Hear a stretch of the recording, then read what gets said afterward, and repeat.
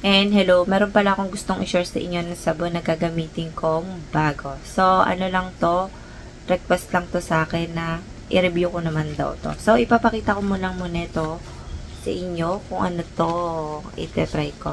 So, ito nga pala ay The Daily Essential. Meron tong mga ibang kasama na mga na mga ibang sabon, may mga ibang product din. And so, ito yung isa sa mga napili ko. Ayan. Kasi sabi sa akin, reviewin ko naman daw yung The Daily Essential. Ngayon, tatlo kasi itong nakita ko. Meron siyang Kojic Whitening, tsaka meron din siyang Papaya Whitening Soap, tsaka meron din siyang Charcoal plus Papaya. So, ito yung nakita ko.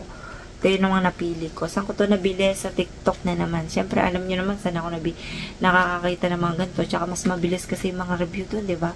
Parang ilang minutes lang, seconds lang, may makikita kang mga review dun. So, ito naman yung Triple Whitening Soap. Ayan. Bakit Triple Whitening? Nakalagay dito, Kojic plus Glutathione plus Papaya.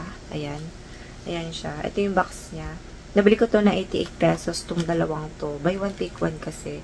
Kung bibili mo naman ay wala pang 100 plus. Diba kung makikita nyo yung 150 grams ay 100 plus na yung mga gantong sabon, diba? So, mura siya. Yung iba rin, mura yung mga sabon nila. 38 yung mga ibang Kojic Whitening nila. Ayun. Search nyo na lang yung Daily Essential. And ito yung Triple Whitening Soap. Ito yung box niya. Ayan. Ayan. Nagdadalawang isip ako nung bibiling ko to kasi ano nga ba yung mga bibiling ko, ang dami nga palang lumabas na date.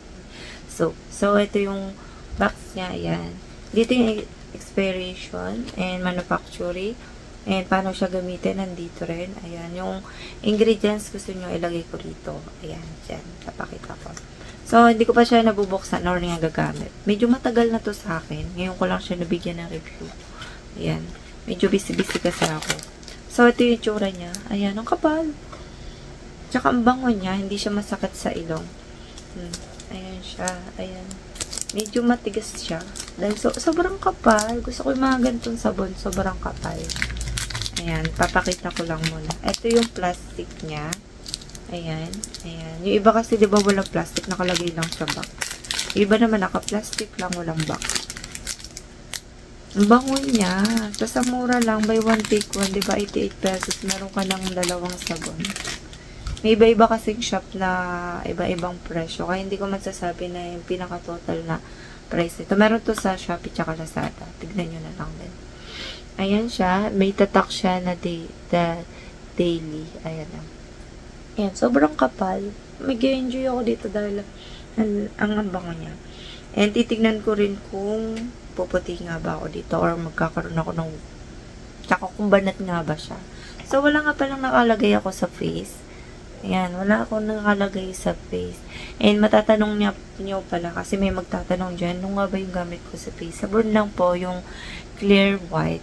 Sa face ko lang siya ginagamit, sa body hindi ko siya ginagamit. Dahil meron akong ginagamit sa sabon. Magkakahiwalay kasi yung ginagamit ko sa mukha at saka sa kung ano yung gusto kong i-review. Ayan, mas maganda kasi sa mukha mo lang yung sabon na gusto mong ibigyan ng review, diba? Tapos, yung sa isa naman, hindi mo pa natapos, kailangan tapusin mo yun, huwag ka na magsusunod na gagamitin. So, ito yung sabon. Medyo matatagalan ko pa ito na final review. Basta ipapakita ko lang yung tsura niya. And, meron kasi siyang, sa akin, request na reviewin ko. So, hindi ko muna siya ma-review. Papakita ko lang muna. And, meron tang, ayan, yung ingredients talaga. Ang bango nito. Parang siyang matamis na amoy na hindi siya amoy hindi siya amoy Kojic. Kakaiba yung amoy niya. Hindi siya amoy papaya. Kasi amoy parang perfume na mild lang. Ganun. Parang ang sarap niyang amoy-amoyin. Meron ako ibang nakita nito. Gusto ko siyang i-try. Medyo konti yung nakita ko nito na review na nakita ko sa TikTok.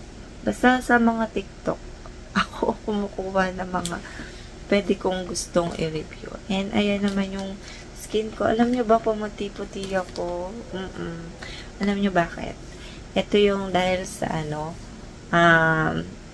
tawag dito, yung lotion na nagamit ko. And, syempre, baka may mag-comment na umiinom ka rin naman ng supplement. Yes, umiinom naman ako. Hindi naman yung totaling agad-agad, 'di ba? Kailangan mong tulungan yung nasa labas at nasa loob. Magkaiba yung labas tsaka loob. Ayan. And, ayan.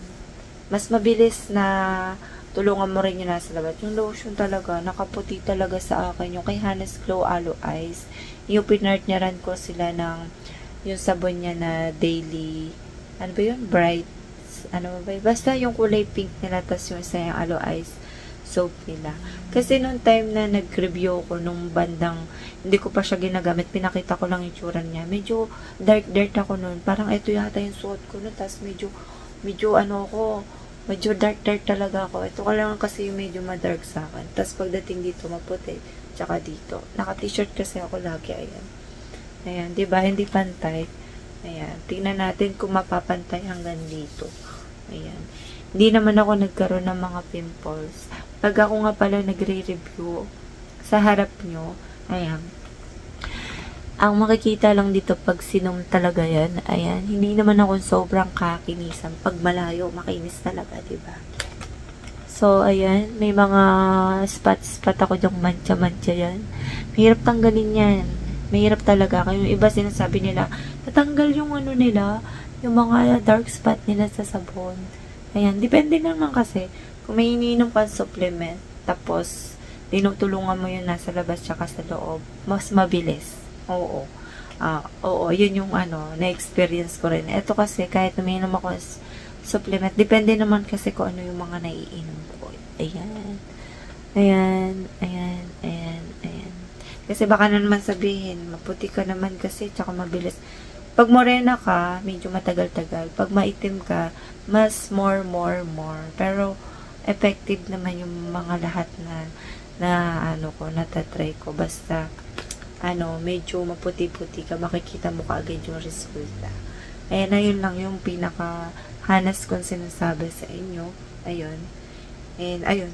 Ito lang muna masasabi ko. And, see you next vlog. Bye.